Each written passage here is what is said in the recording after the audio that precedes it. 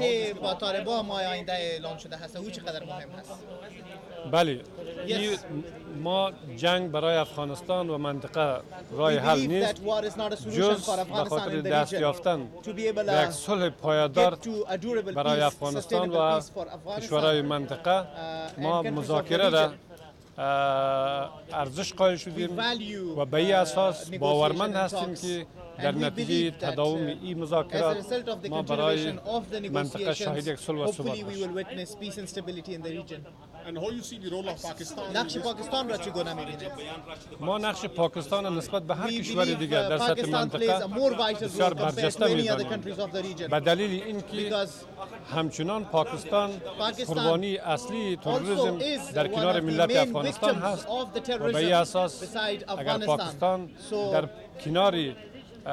وعده هایی که برای مردم افغانستان داده صادقانه با افغانستان همدست و همکار باشه ما مطمئن هستیم که ما شاهد یک صلح و ثبات در منطقه